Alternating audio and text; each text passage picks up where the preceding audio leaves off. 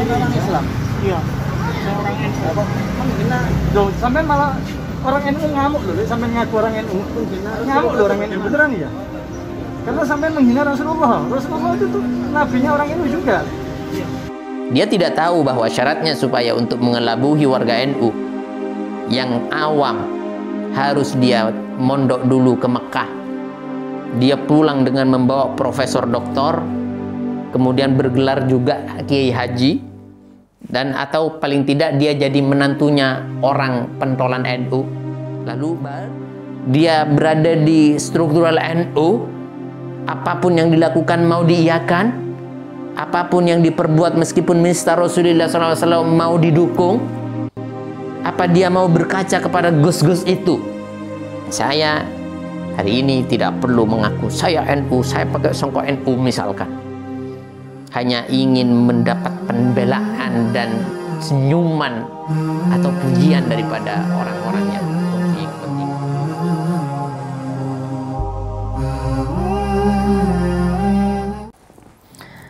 Assalamualaikum warahmatullahi wabarakatuh, sahabat channel Penting Akidah dimanapun Anda berada. Pada kesempatan ini saya ingin menyampaikan sedikit cerita dengan Anda yang mana beberapa hari yang lalu, insya Allah 2-3 hari yang lalu, ini ada kejadian menarik. Dan ini sangat patut untuk kita jadikan salah satu gambaran penting di dalam menyikapi keadaan dan situasi kondisi di mana orang-orang kafir, orang-orang dan musuh-musuh Islam ingin orang Islam berpecah belah. Satu contoh. Kemarin ada orang yang mengunggah, bukan mengunggah ya, ketika melakukan perdebatan, orang ini ngakunya benci terhadap FPI, dan untuk memancing reaksi FPI, dia menghina baginda Rasulullah SAW. Ya Allah, Masya Allah, saya tidak bisa menggambarkan lebih jauh. Intinya beliau, si anak kurang ajar ini menampilkan gambar baginda Rasulullah SAW yang sangat tidak patut dan mengatakan baginda Nabi begini-begini. Ya Allah, luar biasa. Pada kesempatan ini saya berpikir bahwa ini salah siapa. Ketika ditanya, orang ini namanya adalah Muhammad Roni kalau tidak salah. Masya Allah, nama yang islami dan luar biasa. Namanya dipakai sedangkan orangnya dicaci maki, dihina, dan tidak ada iman di dalam dadanya. Ini salah satu PR penting untuk kita, dan kita tanyakan baik-baik, ini kesalahannya siapa? Kesalahan anak ini apa kesalahan orang tuanya karena tidak mengajari ilmu agama? Kesalahannya anak ini apa kesalahannya orang tuanya tidak mendekatkan dengan ulama dan habaib-habaib dan penerus baginda Rasulullah SAW? Ini PR besar untuk kita semuanya. Kami tidak yakin bahwa ini terjadi hanya di daerah tersebut, mungkin di daerah Gresik. Tapi kami khawatir ini juga terjadi di daerah Anda, daerah kita, di mana kita berada. Maka saya sampaikan, mari jangan jauh-jauh dengan ulama. Mari kita dukung, kita jadikan pendidikan agama, penanaman akidah dan moral ini dijadikan satu prioritas di dalam hidup anak kita.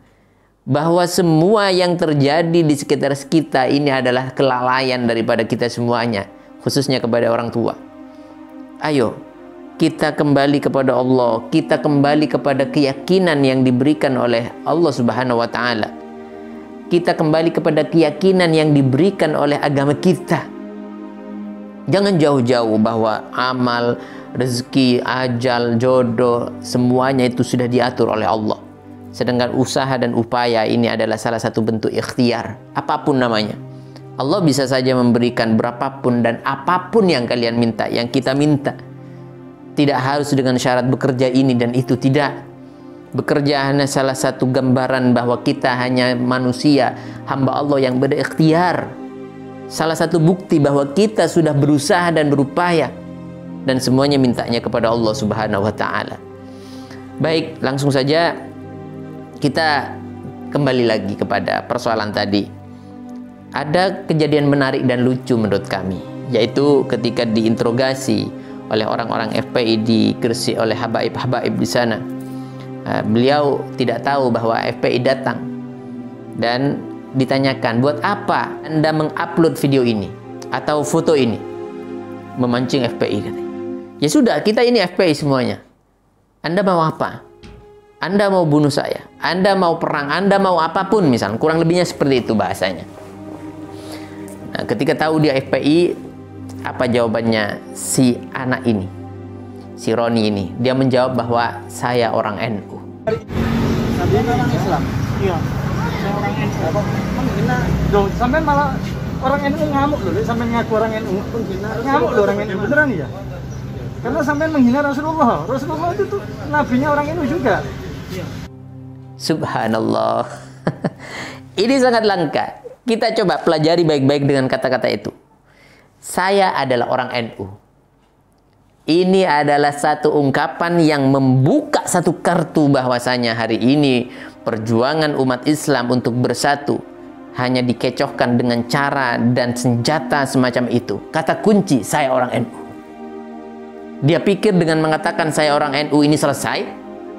Dia pikir dia sama seperti orang-orang penyusup di organisasi tersebut yang berhasil dan sukses meraup keuntungan, meraup simpati dari warga Nahdien awam yang tidak paham. Taunya dia pakai songkok NU, dia berada di struktural NU, apapun yang dilakukan mau diiyakan, apapun yang diperbuat meskipun minister Rasulullah SAW mau didukung. Apa dia mau berkaca kepada gus-gus itu? Ini terlalu prematur, terlalu dini anak ini. Mas Roni ini terlalu dini. Dia tidak tahu bahwa syaratnya supaya untuk mengelabuhi warga NU yang awam harus dia mondok dulu ke Mekah. Dia pulang dengan membawa profesor doktor, kemudian bergelar juga kiai haji, dan atau paling tidak dia jadi menantunya orang pentolan NU, lalu baru dia boleh ngaku NU, dan kemudian dukungan akan datang. Meskipun dia telah menghina baginda Rasulullah SAW, mengatakan baginda Rasulullah SAW adalah rembes misalkan, dia akan didukung. Tapi tidak semuanya seperti itu, kecuali hanya orang-orang warga Nahdliyin, yaitu orang-orang yang berfaham akidah Ahlus Sunnah wal Jamaah ala Kiai Haji Hashim Asy'ari, yang berpegang teguh kepada syariat dan sunnah, tidak fanatik terhadap tokoh dan figurnya. Ini yang akan menyelamatkan mereka daripada fanatik buta kemudian mendukung apapun yang dilakukan akan tetap didukung. Maka saudara kaum muslimin dimanapun Anda berada, dari kata-kata saya orang NU ini adalah satu pelajaran bagi kita, bahwa di sana musuh-musuh Islam sedang berusaha untuk memecah. Ketika dia merasa tersudutkan, dia akan mengadu antara orang NU dan FPI. Padahal sama-sama Ahlus Sunnah wal Jamaah. Asy'ari, Maturidi sama-sama digabungkan, sama-sama dipakai, sama-sama diikuti. Dan semua yang ada di Indonesia sebagian besar mayoritas adalah Ahlus Sunnah wal Jamaah. Muhammadiyah, Ahlus Sunnah wal Jamaah. Dan orang-orang yang semacam ini akan memecah antara kelompok-kelompok besar, yang dimana ketika mereka bersatu maka habislah kekuatan rezim zalim, habislah kekuatan kufar, habislah cengkraman maut daripada orang-orang yang ingin mengeruk kekayaan dari Indonesia. Ini adalah catatan penting. Ini adalah catatan penting. Sekali lagi saya katakan, ini adalah catatan penting. Maka dalam kesempatan ini saya akan menyampaikan satu ayat di mana dalam Al-Qur'an Allah mengatakan dan bercerita, A'udzubillahi minasyaitonirrajim, bismillahirrahmanirrahim, kamatsali syaitani idz qala lil insani kfur falamma kafara qala inni bari'um minka inni akhafullaha rabbal alamin. Shadaqallahul azim. Masya Allah. Ini seperti syaitan ketika mengatakan kepada manusia, kafirlah kalian, keluar dari Islam, hina Rasulullah. Falamma kafara, ketika orang-orang atau manusia itu kafir, murtad, keluar dari Islam, lalu syaitan berkata, inni bari'um mink, aku tidak ikut-ikut, kamu urus saja sendiri urusanmu, atau kamu cari dari sendiri, kamu cari pertolongan sendiri. Gimana cari pertolongan? Saya orang NU. Dipikir mau ditolong sama orang NU, dipikir masuk akal dan cukup syarat untuk ditolong oleh orang-orang NU. khususnya oleh orang-orang awam yang fanatik terhadap tokohnya. Tidak kan? Maka saya sampaikan sekali lagi, apa yang dikatakan syaitan, ternyata syaitan, inni akhafullaha rabbal alamin. Sebenarnya saya juga takut kepada Allah Subhanahu wa taala. Mungkin ini hanyalah sebatas menjalankan tugas, yaitu menjadi makhluk yang membuat ragu dan was-was terhadap hamba Allah. Yuwaswisu fi sudurin nas, membuat keraguan di dalam dada manusia. Itulah syaitan. Maka musuh-musuh Islam juga menggunakan senjata ini, yaitu senjata memecah belah, yang mana saat ini dilakukan dan kita hadapi bersama. Saya Al-Fakir, saya adalah warga NU. Saya adalah orang yang mempunyai keturunan garis dari para kakek-kakek yang berdarah NU. Dan saya hari ini tidak perlu mengaku saya NU, saya pakai songkok NU misalkan. Hanya ingin mendapat pembelaan dan senyuman atau pujian daripada orang-orang yang mempunyai kepentingan. Saya hanya menyampaikan bahwa mari kita jaga satu pegangan penting, prinsip bagi kita sebagai seorang muslim. Taraktu fikum amrayn ini, dua hal yang ditinggalkan oleh baginda Rasul sallallahu alaihi wasallam, Al-Quran dan Sunnah. Fanatiklah kepada Islam, fanatiklah kepada agama kita, fanatiklah kepada millah Rasulullah sallallahu alaihi wasallam, fanatiklah kepada Al-Quran ini. Jangan fanatik terhadap tokoh. Ketika ada tokoh yang berseberangan dengan Al-Quran, dengan syariah, menyakiti hati Nabi Muhammad SAW, singkirkan itu. Siapapun itu orangnya, sehebat apapun jasanya kepada negara dan bangsa, bahkan kepada dirimu sendiri, kepada diri kita semuanya. Maka ini adalah prinsip, ini pegangan. Kembali lagi, semua yang terjadi kekacauan di sekitar kita, akuilah. Mintalah kepada Allah, astaghfirullahaladzim, zalamtu nafsi, aku ya Allah, hambamu ini ya Allah telah zalim terhadap diri hamba. Akuilah semuanya. Kita perbaiki selanjutnya. Kita dekatkan anak-anak kita dengan syariah dan sunnah. Kita ajak mereka ke pesantren. Kita mendokkan mereka. Jangan khawatir terhadap apa yang dijanjikan oleh Allah Subhanahu wa taala. Allah telah menjanjikan garisnya terhadap hidup anak-anak kita. Kalau kita ragu terhadap rezeki Allah, kita ragu terhadap rezeki Allah, kita ragu terhadap pekerjaan anak-anak kita, lalu kenapa kita tidak ragu terhadap akhirat anak-anak kita? Apa selamat di surga malah tersungkur atau di neraka? Na'udzubillah summa na'udzubillah. Jadi ini salah satu pertanyaan penting kepada diri kita yang harus kita tanam baik-baik. Sebagai penutup, saya punya satu gambaran, satu pepatah. Ketika saya yakin terhadap Allah, maka saya akan yakin terhadap Al-Quran dan Sunnah. Dan saya yakin bahwa kehidupan yang kekal itu ada di akhirat. Dan kehidupan yang fana itu adalah di sini saja, di dunia ini saja. Maka sekali lagi, akhirat itu adalah sesuatu yang pasti. Surga neraka itu tidak ada yang bisa menjamin. Dan sedangkan rezeki Allah, kehidupan yang ada di dunia ini sudah dijamin oleh Allah. Rezekinya sudah dijamin Allah. Pekerjaannya sudah dijamin oleh Allah.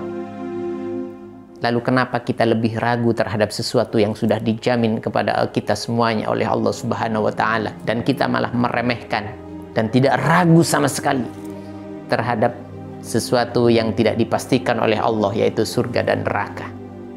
Masya Allah, semoga ini bermanfaat dan ini menjadi satu pelajaran penting buat kita. Ini saja dari kami. Jazakumullah khairan. Assalamualaikum warahmatullahi wabarakatuh. Kami mengajak Anda untuk ikut serta membebaskan tanah wakaf, pembangunan dan program kaderisasi pemimpin muslim yang kuat memegang syariat dan sunnah. Yakinlah bahwa janji balasan Allah tidak terkira dalam perhitungan manusia. Salah satu janji Allah dalam Al-Quran, وَمَا أَنْفَقْتُم مِّن شَيْءٍ فَهُوَ يُخْلِفُهُ وَهُوَ خَيْرُ الرَّازِقِينَ. Dan apa saja yang kamu infakkan, Allah akan menggantinya, dan dialah pemberi rezeki yang terbaik. Rasulullah juga menyerukan dengan sabdanya, "Anfiq ya Bilal, wala takhsha min dzil arsy iqlala." Berinfaklah wahai Bilal, jangan takut dipersedikit hartamu oleh zat yang memiliki arsy. Pondok Pesantren Syariah Al-Jalil, program tahfidz hadis Al-Quran, penanaman akidah yang kuat dalam rangka kaderisasi pemimpin muslim yang siap terjun di tengah masyarakat, membentengi akidah mereka, serta membela agama dan syariat, menjaga sunnah nabawiyah. Kami tidak melihat nominal berapapun yang Anda tanam, tapi niat mulia Anda lah, baik yang diniatkan untuk diri Anda, terutama untuk orang tua Anda yang mungkin sudah rindu menanti sedekah jariah Anda. Hormat kami untuk Anda semuanya. Kami kan terus bersamamu, untukmu Mahat Al-Jalil tercinta. Kami penuhi panggilanmu, untukmu